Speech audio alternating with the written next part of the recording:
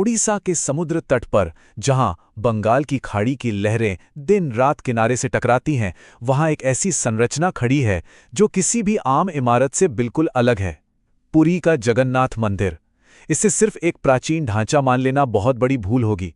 सच तो यह है कि यह एक ऐसा अजेय दुर्ग है जिसने न केवल बड़ी बड़ी सेनाओं के अनगिनत हमलों को झेला है, बल्कि जो प्रकृति और भौतिकी यानी फिजिक्स के अटल नियमों को भी हर दिन खुली चुनौती देता है। आज के इस विश्लेषण में हम उन्हीं विसंगतियों या मिस्ट्रीज को डिकोड करेंगे जो आधुनिक विज्ञान को भी सोचने पर मजबूर कर देती हैं। मैंने कुछ नहीं देखा, पर शब्दों से परे कुछ महसूस किया। अंधेरे में एक धड़कन, एक स्पंदन। ये लाइनें किसी कहानी का हिस्सा नहीं है।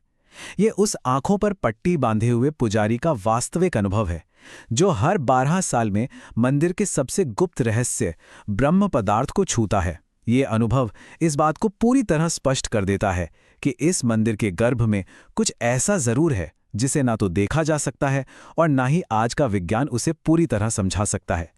एक धड़कन, एक स्पंदन जो सदियों से वहां मौजूद है, और यही रहस्य इस पूरी संरचना का केंद्र बिंदु है। चलिए सबसे पहले इसके ऐतिहासिक सफर पर नजर डालते हैं और देखते हैं कि कैसे ये मंदिर सदियों तक एक अजेय दुर्ग बना रहा। 18 ये कोई मामूली आंकड़ा नहीं है। इतिहास के पन्नों में साफ साफ दर्ज है कि जगन्नाथ मंदिर पर एक या दो बार नहीं, बल्कि पूरे 18 अलग अलग बड़े आक्रमण हुए थे। काला पहाड़ से लेकर औरंगजेब के सिपाहियों तक कई ताकतों ने बार बार इस मंदिर पर हमला किया। और पता है, इन सबका एक ही मुख्य लक्ष्य क्या था? मंदिर के भीतर मौजूद उन मूर्तियों को पूरी तरह से नष्ट करना। लेकिन इतनी बार टूटने और लूटे जाने के बावजूद ये ढांचा आज भी वैसे का वैसा कैसे खड़ा है? इसका जवाब किसी चमत्कार में नहीं, बल्कि मानवीय लचीलेपन और निस्वार्थ आस्था में छिपा है। मूर्तियों को बचाने का काम वहां के भक्तों ने किया। ऐतिहासिक दस्तावेज बताते हैं कि जब भी हमला होता, भक्त अपनी जान की बिल्कुल परवाह किए बिना उन अधूरी लकड़ी की मूर्तियों को सुरक्षित स्थानों पर ले जाते थे। कभी उन्हें नावों पर रखकर समुद्र में छिपा दिया जाता, तो कभी मीलों दूर रेत के नीचे दफना दिया जाता। अनगिनत लोगों ने भयंकर यातनाएं सही, लेकिन मूर्तियों का पता कभी नहीं बताया। ये एक निष्पक्ष ऐतिहासिक सत्य है कि इन भक्तों के सर्वोच्च बलिदान ने ही ये सुनिश्चित किया कि हर विनाशकारी प्रयास के बावजूद मंदिर का अस्तित्व हमेशा बना रहे। अब अगर किसी को ये लगता है कि ये सब सिर्फ स्थानीय लोक कथाएं हैं, तो ऐतिहासिक प्रमाण कुछ और ही कहानी कहते हैं। ये मंदिर वैश्विक इतिहास के नक्शे पर बहुत मजबूती से दर्ज है। 9वीं शताब्दी में अरब यात्री अल बेरूनी ने इसके विशाल आकार के बारे में लिखा। फिर 14वीं शताब्दी में मार्को पोलो और मशहूर खोजकर्ता इब्न बतूता दोनों ने ही अपने यात्रा वृत्तांतों में इस अजेय ढांचे का जिक्र किया है। दुनिया के अलग अलग कोनों से आए इन स्वतंत्र यात्रियों के रिकॉर्ड इस बात का पुख्ता सबूत हैं कि ये मंदिर सदियों से एक अचूक और अटल सत्य के रूप में खड़ा है। इतिहास से आगे बढ़कर अब उन विसंगतियों की बात करते हैं जो सीधे तौर पर भौतिकी यानी फिजिक्स के नियमों को चुनौती देती हैं, खासकर मंदिर का ध्वज और इसकी रसोई। मानक भौतिकी और मंदिर की असलियत के बीच का ये अंतर सच में दिमाग घुमा देने वाला है। सबसे पहले बात करते हैं हवा की दिशा की। विज्ञान कहता है कि कोई भी वस्तु हवा की दिशा में ही उड़ती है ना? लेकिन मंदिर के 214 फीट ऊंचे शिखर पर लगा ध्वज हमेशा समुद्र से आने वाली हवा के बिल्कुल विपरीत दिशा में लहराता है, एकदम उल्टा। और दूसरा बिंदु है थर्मोडायनामिक्स का। मंदिर की रसोई में प्रसाद पकाने के लिए 7 मिट्टी के बर्तनों को एक के ऊपर एक रखा जाता है और सबसे नीचे आग जलाई जाती है। अब विज्ञान के हिसाब से आग के सबसे करीब वाला बर्तन पहले पकना चाहिए, लेकिन यहाँ सबसे ऊपर रखा बर्तन सबसे पहले पकता है और सबसे नीचे वाला सबसे आखिर में। बड़े बड़े वैज्ञानिकों ने इसका अध्ययन किया है, लेकिन आज तक कोई भी इसका लॉजिकल जवाब नहीं ढूंढ पाया है। ध्वज की दिशा का हवा के विपरीत होना तो अपने आप में एक बड़ा रहस्य है ही, लेकिन उससे भी ज्यादा हैरान करने वाली बात है इसे बदलने की सदियों पुरानी परंपरा।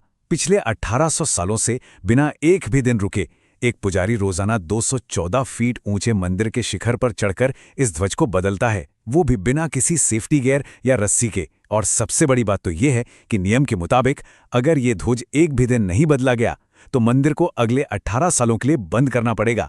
ये अचूक सटीकता और आस्था की एक ऐसी चरम सीमा है जिसकी कल्पना करना भी मुश्किल है। चलिए अब मंदिर के आर्किटेक्चर से जुड़ी कुछ ऐसी अनसुलझी पहेलियों को देखते हैं जो आधुनिक इंजीनियरों को भी चकरा देती हैं। ध्वनि या साउंड का एक बहुत ही अजीब विरोधाभास मंदिर के मुख्य प्रवेश द्वार यानी सिंह द्वार पे देखने को मिलता है। ये द्वार समुद्र के काफी करीब है। जब कोई द्वार के ठीक बाहर खड़ा होता है तो उसे समुद्र की लहरों की तेज और कानफोड़ू गर्जना साफ सुनाई देती है।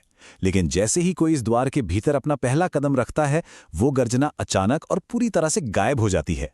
ये एकदम एक पूर्ण ध्वनि निर्वात या अकॉस्टिक वैक्यूम की तरह काम करता है और बाहर आते ही वो आवाज फिर से शुरू हो जाती है। ये अचूक साउंड फिल्ट्रेशन आखिर कैसे काम करता है, इसका कोई भी स्पष्ट साइंटिफिक एक्सप्लेनेशन आज तक नहीं खोजा जा सका है। और वास्तुकला के चमत्कार यहीं खत्म नहीं होते। एक और बहुत ही अजीब विसंगति ये है कि 214 फीट ऊंचे इस विशाल ढांचे की दिन के किसी भी समय जमीन पर कोई परछाई ही नहीं बनती। सूरज आसमान में किसी भी दिशा में हो, लेकिन छाया कभी नजर नहीं आती। इसके अलावा ये पूरा क्षेत्र एक प्राकृतिक नो फ्लाई जोन की तरह बर्ताव करता है। समुद्र के किनारे होने के बावजूद इसके गुंबद के ठीक ऊपर से न तो कोई पक्षी उड़ता है और न ही कोई हवाई जहाज गुजरता है। ये चीज़ पक्षियों की आम जैविक आदतों और आधुनिक हवाई नियमों दोनों को ही पूरी तरह से नकार देती है। ये आसमान में एक ऐसा शून्य है जिसे मापा ही नहीं जा सकता। अब हम इस विश्लेषण के सबसे गहरे और गुप्त रहस्य की ओर बढ़ते हैं, यानी ब्रह्म पदार्थ।